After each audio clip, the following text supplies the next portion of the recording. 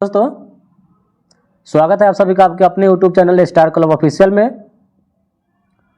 अभी हम लोग रुक्मणी सार संग्रह सॉल्व पेपर देख रहे हैं। आज इसका दूसरा वीडियो देखेंगे। आप लोग पहला वीडियो नहीं देखे होंगे तो डिस्क्रिप्शन में दे देंगे, उसको आप लोग देखिएगा। चलिए आज का दूसरा वीडियो शुरू करते हैं।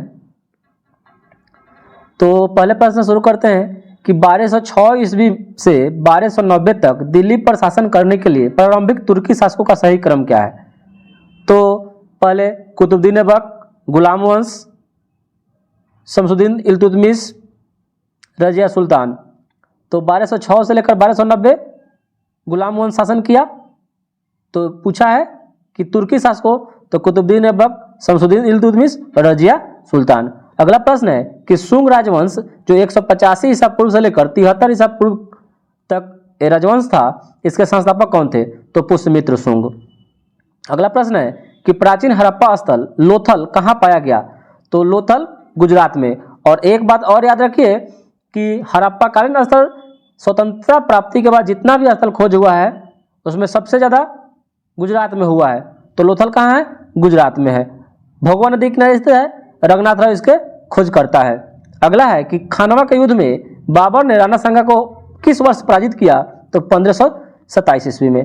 अगला प्रश्न देखते हैं कि किस वेद को गीत की पुस्तक, मंत्रों का वेद या गीत का योग कहा जाता है। तो यह सामवेद को कहा जाता है। सामवेद वेद 4 है, ऋग्वेद, यजुर्वेद, सामवेद और अथर्ववेद। चलिए अगला प्रश्न है कि ईसाई धर्म के संस्थापक का जन्म स्थान। तो बेथलेहम जो इजराइल में है, तो बेथलेहम है। और अगला प्रश्न है कि गौतम बुद्ध ने अंतिम ज्ञान प्राप्ति के लिए बोध गया जाने से पहले 6 साल तक किस स्थान पर शुद्ध चित्त से ध्यान किया था। तो ये प्राग बोध में किया था, प्राग बोधि में। चलिए अगला प्रश्न देखते हैं कि मक्का के पास मीना सऊदी अरब में हज तीर्थ यात्रा धार्मिक रिवाज की परिणति को चिन्हित करने के लिए कौन सा मुस्लिम त्यौहार मनाया जाता है। तो ईद उल अजहा मनाया जाता है, जो बकरीद के नाम से इसको जानते हैं। वह पवित्र व्यक्ति कौन है जिसने जैन धर्म को उसका वर्तमान स्वरूप प्रदान किया। तो महावीर जैन धर्म के 24वें तीर्थंकर और अंतिम तीर्थंकर भी थे। अगला प्रश्न है कि पोप ने मदर टेरेसा को संत की उपाधि किस वर्ष दी थी। तो पोप मदर टेरेसा को संत की उपाधि 2016 में दी है। अगला प्रश्न है कि रमदान या रमजान इस्लामिक कैलेंडर का कौन सा महीना है। इसे दुनिया भर के मुसलमान द्वारा इसे उपवास फास्टिंग के महीने के रूप में मनाया जाता है। तो ये 9वां महीना है। अगला है ऋग्वेद में कितना सूक्त है। तो ऋग्वेद में 1028 सूक्त है, 10 मंडल है और 10,462 ऋचाएं हैं। अगला प्रश्न है कि चंद्रमास बैसाख की पूर्णिमा के दिन मनाया जाने वाला त्यौहार है वेसक, जो अप्रैल या मई में आता है, किस धर्म का त्यौहार है। तो वेसक जो है ये बौद्ध धर्म का त्यौहार है। और यजुर्वेद की कितनी शाखाएं हैं।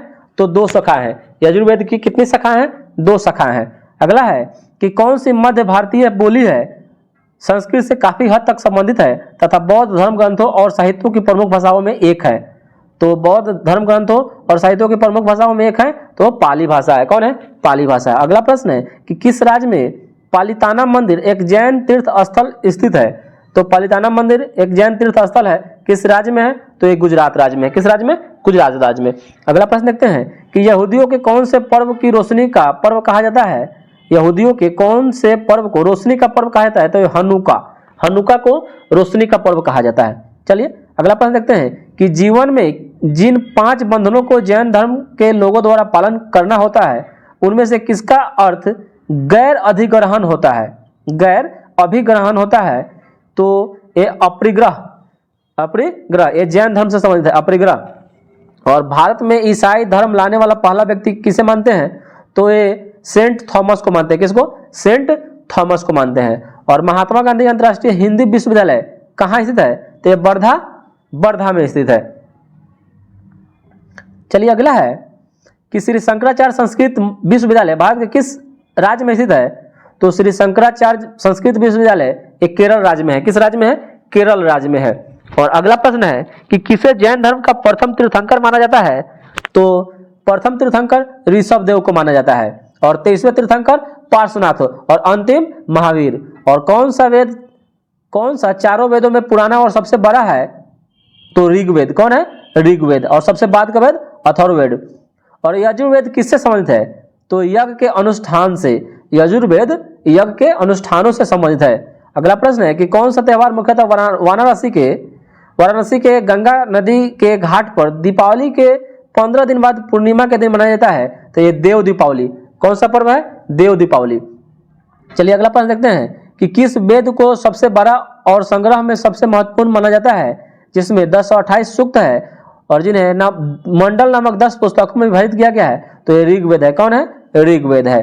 अगला प्रश्न है कि कौन से वैदिक देवता पृथ्वी स्थान यानी स्थल के देवता की श्रेणी में शामिल है? तो ये बृहस्पति है। कौन है? बृहस्पति है। अगला है कि इस्लाम कौन सी शताब्दी में अरब में पैगंबर मोहम्मद द्वारा प्रचारित एक विश्व धर्म है? तो ये 7वीं शताब्दी में। अगला है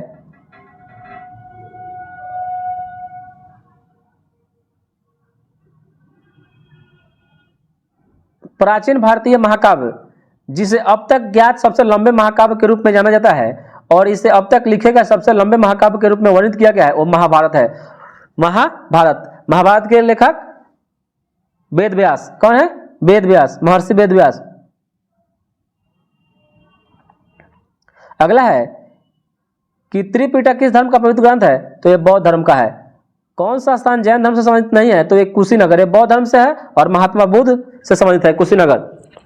और गौतम बुद्ध अपना पहला उपदेश कहाँ दिए थे? तो ये सारनाथ में दिए थे। कहाँ दिए थे? सारनाथ में दिए थे।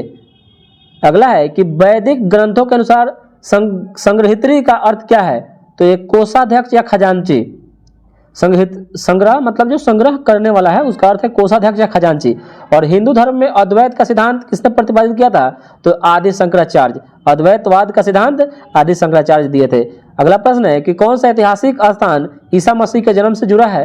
तो ये बैथलेहम जुड़ा है, बैथलेहम। और अगला प्रश्न है कि स्वामी महावीर का जन्म स्थान कहाँ हुआ था? तो ये कुंडग्राम वैशाली में हुआ था। इस्लाम में क्या था जो किसी व्यक्ति द्वारा प्रतिवर्ष कमाए जाने वाले कुल धन के हिस्से को कहा जाता है, जिसे वो अधर्मार्थ व्यय करता था, खर्च करता था? तो इसे जकात। क्या कहते हैं? जकात। अगला है कि नीची रेन डाइसोनिन की बौद्ध शिक्षा किस देश में शुरू हुई थी? तो ये जापान में। कहाँ हुई थी? जापान में हुई थी। चलिए अगला पॉइंट्स है कि राष्ट्रीय स्वतंत्रता आंदोलन। तो राष्ट्रीय स्वतंत्रता आंदोलन से संबंधित महत्वपूर्ण प्रश्न देखेंगे। तो अगला प्रश्न है कि भारत के किस स्वतंत्रता सेनानी की आत्मकथा why I am an atheist? तो ये है भगत सिंह की। मैं एक नास्तिक क्यों हूं? थिस्ट मतलब आस्तिक और अथिस्ट हो जाता है, नास्तिक हो जाता है। तो भारत के किस स्वतंत्रता सेनानी की आत्मकथा व्हाई आई एम एन अथिस्ट है? तो भगत सिंह की आत्मकथा है। और अगला प्रश्न है कि भारतीय स्वतंत्रता के दौरान हुए दंगों पर आधारित प्रसिद्ध उपन्यास पिंजर किसके द्वारा लिखी गई है? तो पिंजर के लेखक है अमृता प्रीतम। कौन है? अमृता प्रीतम। और सुरेंद्रनाथ बनर्जी की आत्मकथा का नाम क्या है?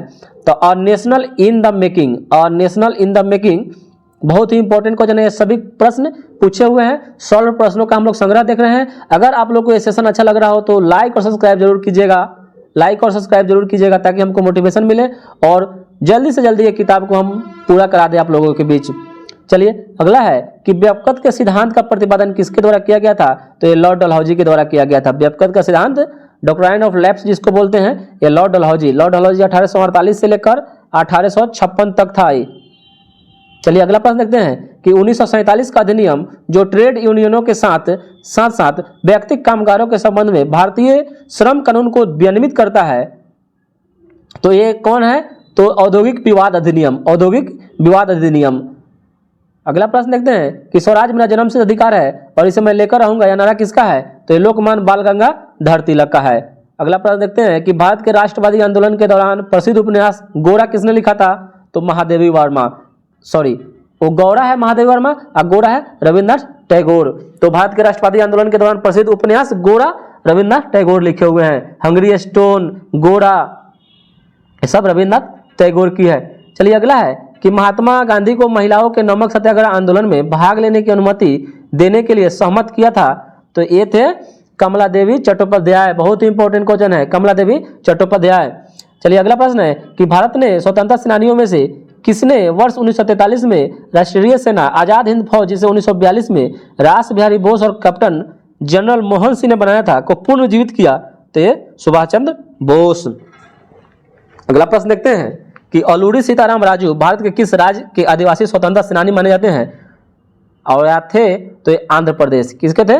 आंध्र प्रदेश राज्य के स्वतंत्रता सेनानी थे।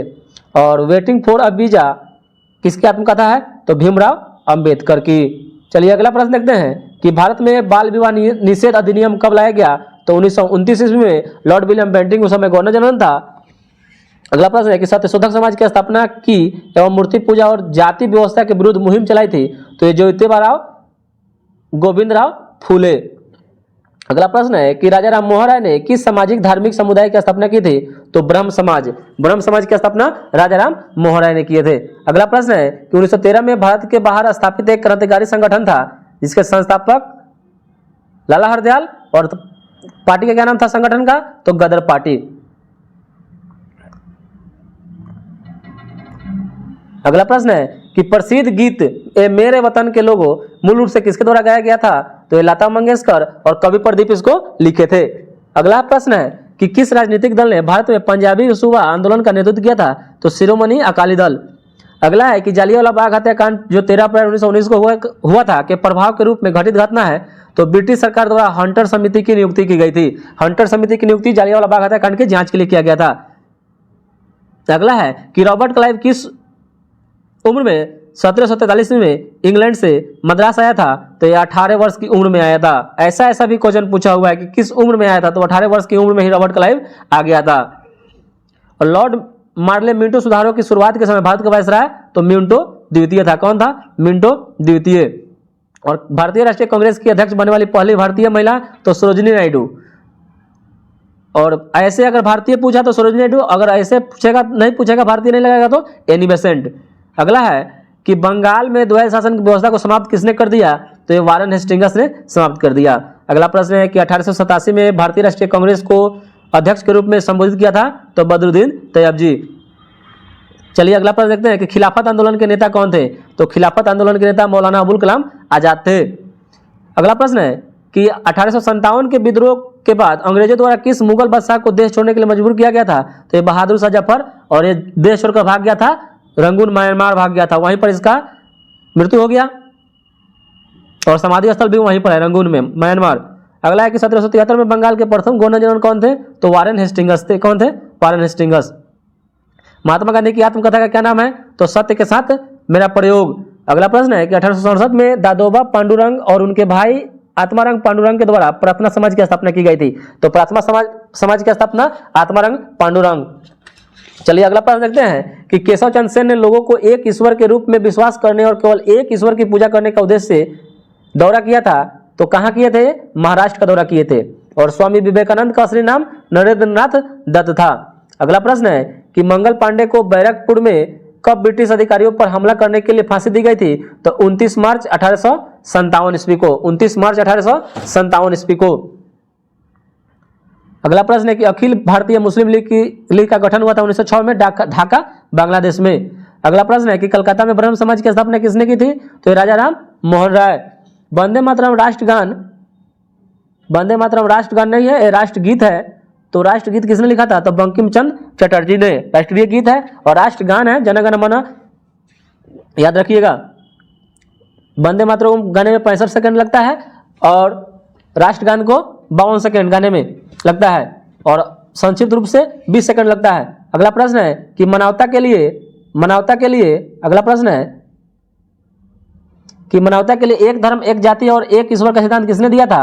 तो श्री नारायण गुरु दिए थे। कौन दिए थे? श्री नारायण गुरु। नारायण गुरु।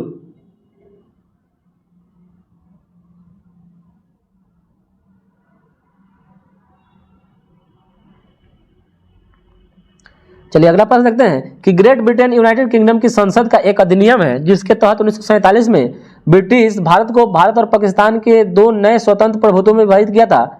तो इस नियम का नाम था भारतीय स्वतंत्रता अधिनियम, इंडियन इंडिपेंडेंट एक्ट। अगला प्रश्न है कि भारत में ब्रिटिश शासन का विरोध करने के लिए खिलाफत आंदोलन और असहयोग आंदोलन का आयोजन हुआ था। तो खिलाफत आंदोलन 1919 में हुआ था, असहयोग आंदोलन 1920 में हुआ था और 22 में इसको स्थगित कर दिया गया था। फिर 22 में ही फिर से शुरू किया गया। 1950 में इंडोनेशियाई राष्ट्रपति भारत के प्रथम गणतंत्र दिवस की शोभा बढ़ाने के वाले मुख्य अतिथि थे, तो उनका नाम था डॉक्टर सुकोर्नो। पूछेगा कि गणतंत्र दिवस पर कहाँ के राष्ट्रपति आए थे, तो इंडोनेशिया के राष्ट्रपति आए थे 1950 में, और कौन थे, तो डॉक्टर सुकोर्नो। अगला प्रश्न है कि स्वतंत्रता की पूर्व संध्या पर भारतीय अर्थव्यवस्था थी, तो अल्प विकसित और रुद्ध। उस समय भारतीय अर्थव्यवस्था बहुत ही अल्प विकसित थी। अगला प्रश्न है कि भारत में ब्रिटिश शासन के दौरान देश की आबादी का लगभग कितना प्रतिशत ज्यादातर गांवों में रहता था और कृषि से प्रत्यक्ष या अप्रत्यक्ष रूप से अपनी आजीविका प्राप्त करता था, तो ये 85%। अगला प्रश्न है कि किस स्वतंत्रता सेनानी को भारत के लौह पुरुष की उपाधि से सम्मानित किया गया, तो लौह पुरुष सरदार वल्लभ भाई पटेल। चलिए अगला प्रश्न देखते हैं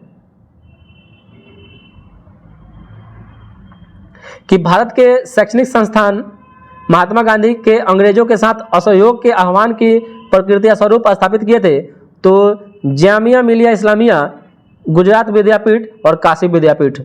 पूना पैक्ट महात्मा गांधी और किसके बीच में हुआ था, तो भीमराव अम्बेडकर के बीच 1935 ईस्वी में। अगला प्रश्न है कि 1896 ईस्वी में महर्षि धोंधो केशव कर्वे ने विधवाओं और अन्य महिलाओं को शिक्षित करने के लिए कहाँ एक आश्रम की स्थापना की, क्योंकि वे शिक्षा के माध्यम से सशक्तिकरण में विश्वास रखते थे, तो ये पूना। कहाँ किए थे, तो पूना में किए थे। कौन क्रांतिकारी संगठन नौजवान भारत सभा के संस्थापकों में से एक थे जिनकी स्थापना 1926 में हुई थी, तो ये भगत सिंह। अगला प्रश्न है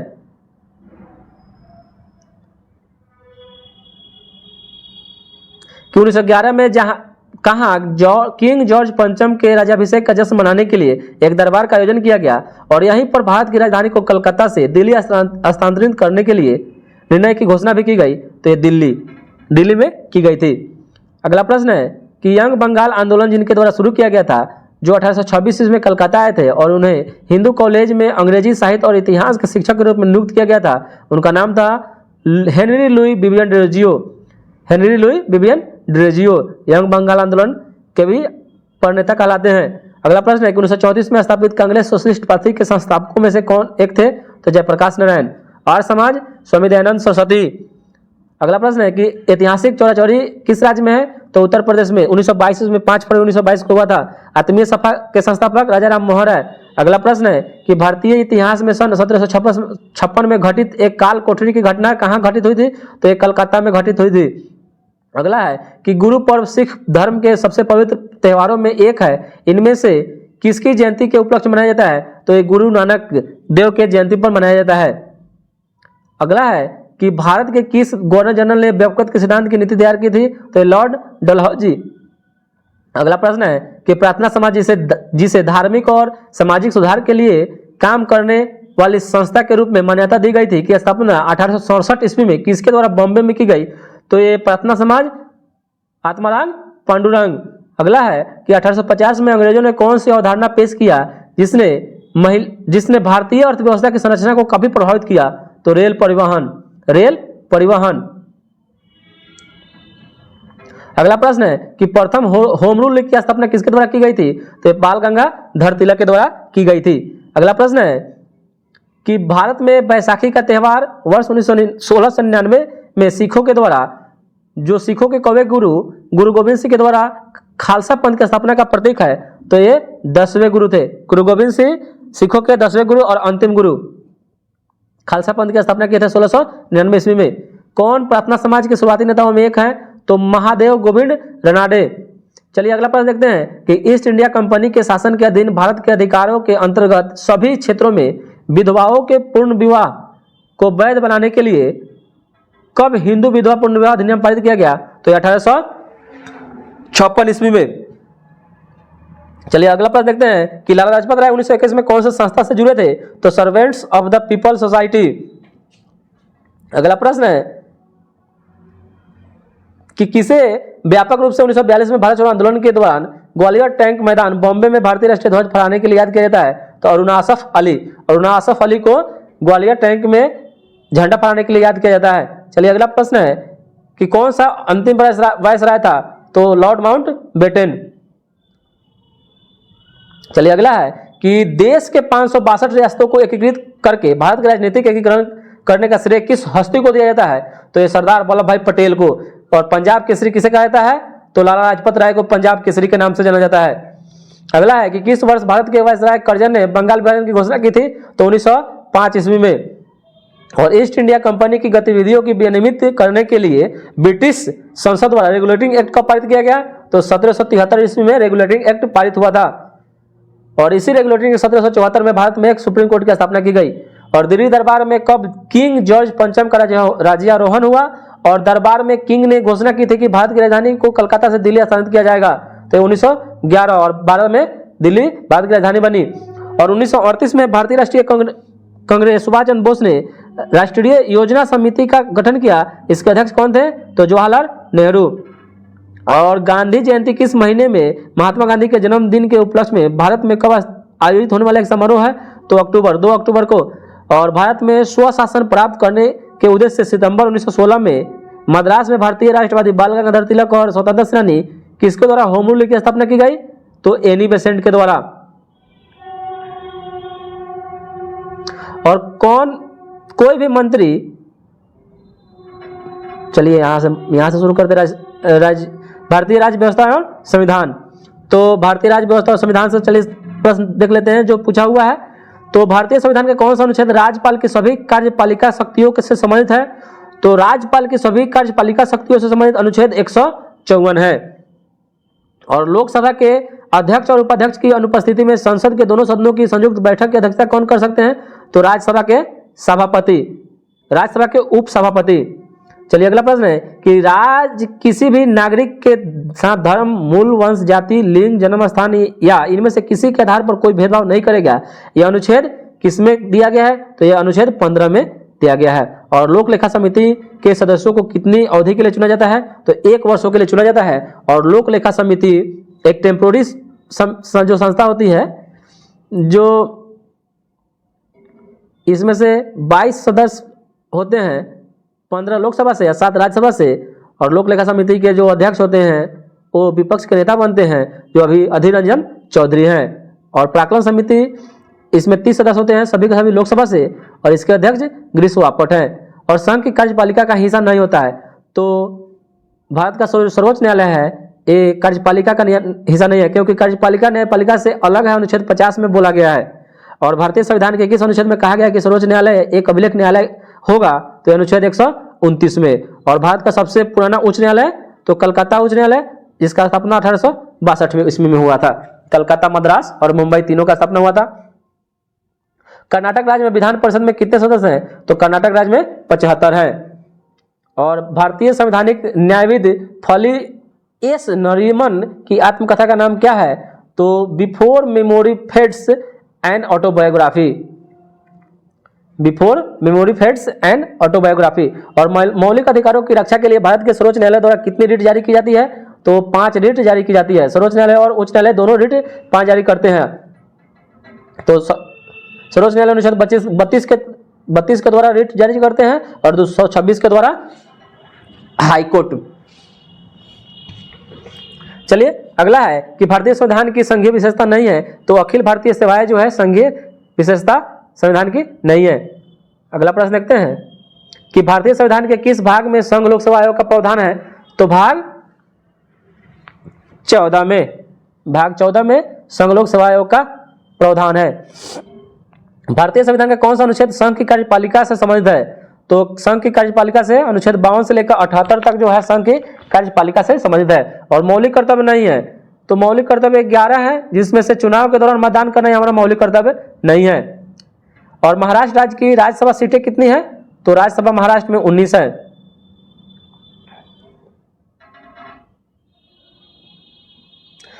अगला प्रश्न है कि कोई भी मंत्री कितनी अवधि तक संसद के किसी भी सदन का सदस्य न होने पर उस अवधि की समाप्ति के बाद मंत्री पद पर नहीं बना रह सकता है? तो लगातार 6 महीने। और संगीत नाटक अकादमी भारत सरकार के किस मंत्रालय के अधीन कार्यरत एक संस्था है? तो संस्कृति मंत्रालय के तहत। अगला है कि उपराष्ट्रपति का चुनाव लड़ने के इच्छुक उम्मीदवार को जमानत राशि के तौर पर कितनी राशि जमा करनी होती है? तो 15,000 रुपये। और अनुच्छेद 32 को भारतीय संविधान का हृदय और आत्मा किसे कहा गया है? किसने कहा? तो भीमराव अंबेडकर ने। और सर्वोच्च न्यायालय का न्यायाधीश अपना त्यागपत्र भारत के राष्ट्रपति को सौंपते हैं। और विधान परिषद के अध्यक्ष कौन होते हैं? तो विधान परिषद के सदस्यों द्वारा चयनित होते हैं, वहीं विधान परिषद के अध्यक्ष होते हैं। अगला है कि संविधान के किस अनुच्छेद का संबंध संशोधन प्रक्रिया से है? तो अनुच्छेद 368 और दक्षिण अफ्रीका के संविधान से लिया गया है। और किस राज्य के राज्य विधानमंडल में 2 सदन है? तो महाराष्ट्र। और भारतीय संविधान में भारतीय नागरिकों को कितने मौलिक कर्तव्य प्राप्त हैं? तो 11। और भारत में किस मानक साधन के द्वारा चुनाव कराए जाते हैं? तो ईवीएम के द्वारा कराया जाता है, जिसका फुल फॉर्म होता है इलेक्ट्रॉनिक वोटिंग मशीन। अगला प्रश्न है कि भारतीय संविधान के किस अनुच्छेद में कानूनों के समान संरक्षण और कानून के समक्ष समानता का प्रावधान है? अनुच्छेद 14 के तहत। अगला है कि एक एक्स जिसकी आयु 10 वर्ष है, एक कारखाने में कार्यरत है, तो एक्स के किस अधिकार का उल्लंघन किया जा रहा है? तो ये शोषण के विरुद्ध अधिकार किया जा रहा है। और छोटे राज्यों के कुछ अपवादों के अतिरिक्त राज्य विधानसभाओं की सदस्यों की संख्या 60 से 500 के बीच में होना चाहिए, मतलब 60 से कम नहीं होना चाहिए और 500 से अधिक नहीं होना चाहिए। संविधान, भारतीय संविधान में मौलिक अधिकारों का विचार कहाँ से लिया गया है? तो मौलिक अधिकार अमेरिका के संविधान से लिया गया है, मौलिक कर्तव्य रूस के संविधान से लिया गया है। और शिक्षा के अधिकार को भारतीय संविधान के मौलिक अधिकार के रूप में कब जोड़ा गया? तो ये 2002 में जोड़ा गया, 86वें संविधान संशोधन में। और भारत के संविधान के अनुसार प्रत्येक राज्य की प्रत्येक विधानसभा जब तक जल्द ही भंग न हो जाए, अपनी पहली बैठक के लिए नियत तिथि से कब तक जारी रहेगी? तो 5 साल तक। अगला है कि भारतीय संविधान के राज्य के नीति निर्देशक सिद्धांत के तहत किस अनुच्छेद में ग्राम पंचायतों का प्रावधान है? तो अनुच्छेद 40 में। अगला है कि दिल्ली नगर निगम संशोधन विधेयक 2022 लोकसभा में किस मंत्रालय द्वारा प्रस्तावित किया गया था? तो गृह मंत्रालय द्वारा। और भारतीय संविधान के अनुसार भारत के किस राज्य विधानसभा का कार्यकाल कितने वर्षों का होता है? तो 5 वर्षों का। अगला है कि भारतीय संविधान के अनुच्छेद 43B में क्या जोड़ा गया है? तो राज्य के नीति निर्देशक तत्वों को, राज्य के नीति तत्वों में 43B को जोड़ा गया, क्योंकि 36 से 51 तक है नीति निर्देशक तत्व। और भारत के संविधान में कहा गया है कि कोई भी व्यक्ति भारत के राष्ट्रपति के रूप में चुनाव के लिए तब तक योग्य नहीं होगा जब तक कि उसकी आयु पूरी 35 वर्ष नहीं कर ली होगी।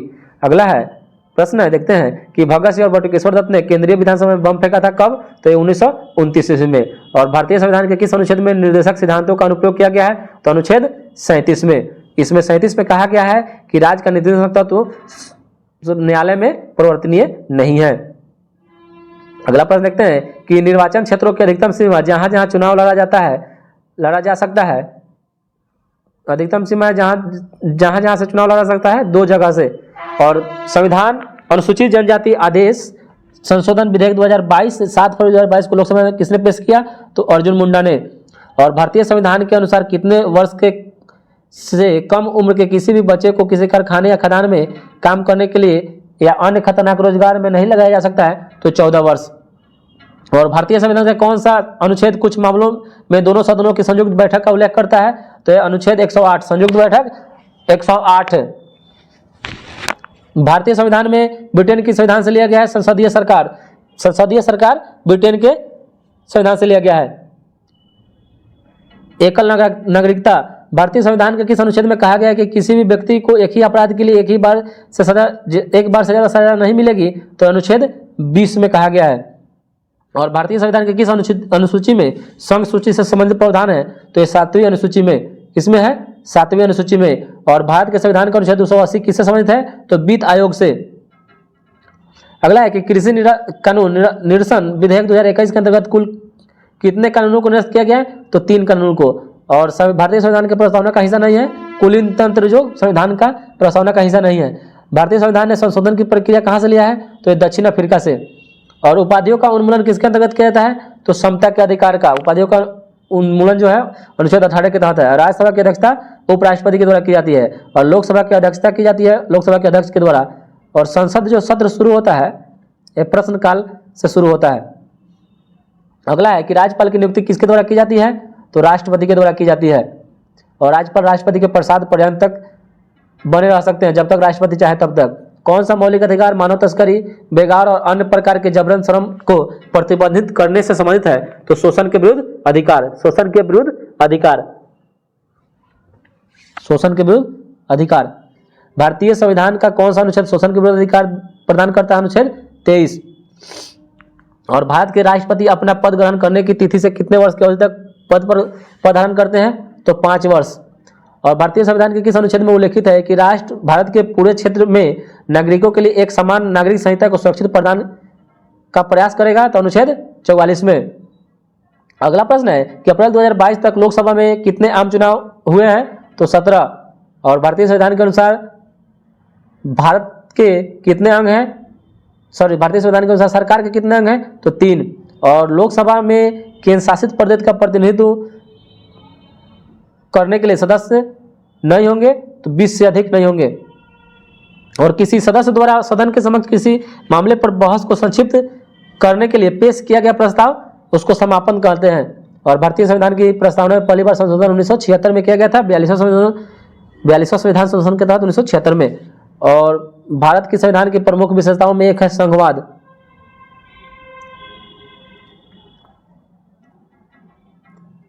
और भारत के संविधान में स्वतंत्रता के अधिकार के अंतर्गत शामिल किया गया है वाक स्वतंत्रता, अभिव्यक्ति स्वतंत्रता, भारत के राज्य क्षेत्र में स्वतंत्र आवाज संचरण का शांतिपूर्वक और निरायु सम्मेलन।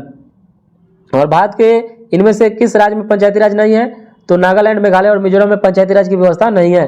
किस वर्ष पंचायती राज मंत्रालय बनाया गया? तो ये 2004 में। और भारतीय संविधान का अनुच्छेद 51 के ए किससे संबंधित है? तो मौलिक कर्तव्य से है। सरदार सोवंशी समिति के सिफारिश पर मौलिक कर्तव्य को जोड़ा गया। मौलिक कर्तव्यों की संख्या 11 है और 51 के ए में संबंधित है। और 1989 में किस समिति ने स्थानीय सरकारी निकायों के लिए संवैधानिक मान्यता की सिफारिश की? तो पीके थुंगन समिति, पीके थुंगन समिति। अगला प्रश्न है कि भारतीय संविधान में 12 अनुसूचियों के साथ कितना अनुच्छेद है? तो वर्तमान में 448 अनुच्छेद है। कितना है? 448 अनुच्छेद है। और भारतीय संविधान का पालन करना तथा राष्ट्रगान और राष्ट्रीय ध्वज का सम्मान करना हमारे संविधान में शामिल मौलिक कर्तव्य है। तो ये पहला मौलिक कर्तव्य मेरा यही है। अगला है कि पंचायती राज संस्थाओं में 73वें संविधान संशोधन के द्वारा लाए गए परिवर्तन के बाद भारत के सभी राज्यों में कितने स्तर की पंचायती राज संरचना है? तो 3 स्तर। बलवंत राय मेहता जो दिए थे उसी पर आधारित है। और भारतीय संविधान के किस अनुच्छेद में मानव तस्करी और जबरन श्रम के निषेध का प्रावधान है? तो अनुच्छेद 23 के तहत। और बिहार की पंचायत और नगर पालिका में महिलाओं का आरक्षण कितना % है? तो 50%।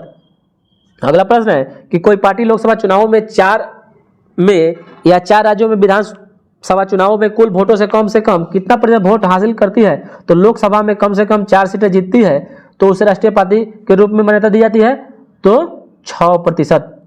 अगला है कि भारत के संविधान में मूल कर्तव्यों को कहाँ के संविधान से उल्लेखित किया गया है? तो ये यूएसएसआर रूस के संविधान से। और भारत में पंचायत निकाय का कार्यकाल 5 वर्ष का होता है।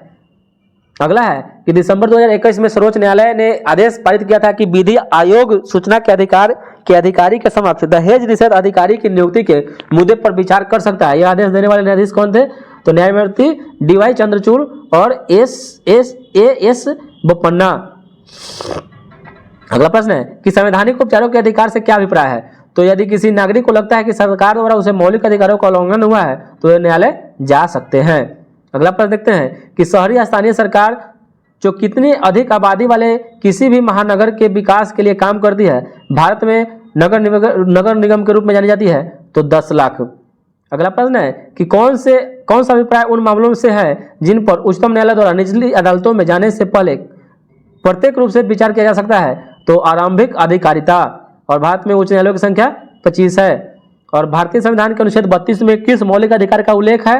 तो संवैधानिक उपचार का अधिकार। अगला प्रश्न है कि भारतीय संविधान का कौन सा अनुच्छेद संसद की सदस्यता के लिए योग्यता निर्धारित करता है? तो संसद की सदस्यता के लिए अनुच्छेद 84। और कौन सा पुरस्कार ग्राम सभाओं को शामिल करके सामाजिक आर्थिक विकास एवं उनके उत्कृष्ट योगदान के लिए ग्राम पंचायतों ग्राम परिषदों को दिया जाता है? तो ये पुरस्कार है नानाजी देशमुख राष्ट्रीय गौरव ग्राम सभा पुरस्कार।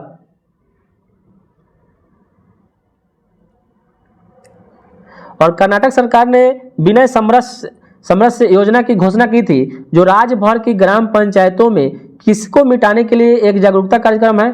तो अस्पृश्यता यानी छुआछूत। और लोकसभा की बैठक बुलाने के लिए सदस्यों की न्यूनतम संख्या कोरम कितनी होनी चाहिए? तो सदन के सदस्यों की संख्या का 1/10 भाग। और भारत के किस प्रधानमंत्री के मंत्रिमंडल में डॉक्टर मनमोहन सिंह ने पहली बार वित्त मंत्री बने थे? तो PV नरसिम्हा राव 1991 ईस्वी में। और कौन सा भारतीय संविधान में शामिल एक मौलिक अधिकार नहीं है? तो संपत्ति अर्जित करने का अधिकार अब एक कानूनी अधिकार हो गया, पहले मौलिक अधिकार था।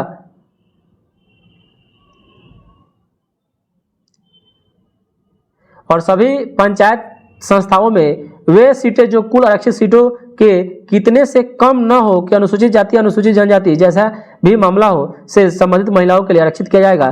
तो एक तिहाई मामला कम नहीं होना चाहिए। और किस अनुच्छेद में भारतीय राष्ट्रपति के निषेधाधिकार का वर्णन है?